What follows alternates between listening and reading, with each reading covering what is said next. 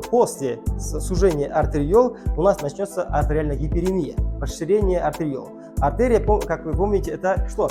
Приток крови. Выбрал специальность ветеринара, потому что хотел заниматься животными непродуктивными, именно направления, а также экзотическими животными долгое время хотел заниматься. И мне нравится здесь. Обучение, в принципе, доступное, легкое обучение.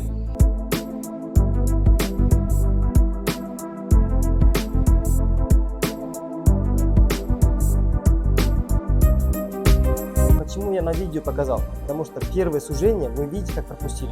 Вы не зафиксировали вот очень быстро, да? В следующий раз, возможно, мы увидим, но сейчас мы видим как. Сужение артериол мы пропустили. Теперь мы видим артериальную гиперемию. Вы видите? Мы будем наблюдать его, и это приводит постепенно к венозной гиперемии. Изначально, как должен двигаться сосуд?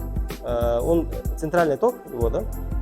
Так скажем, это форменные элементы крови.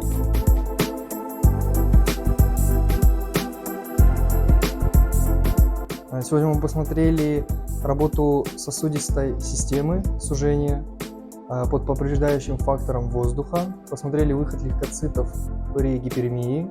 Вывод такой, что мы посмотрели за стадией эксудации и альтерации и закрепили повторно воспаление.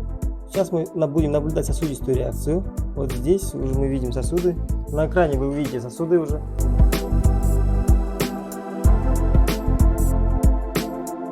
На данном занятии мы поэтапно увидели механизм развития воспаления под повреждающим фактором. В будущем я вижу себя ветеринаром по непродуктивным животным. С детства хотела быть ветеринаром и лечить кошек и собак.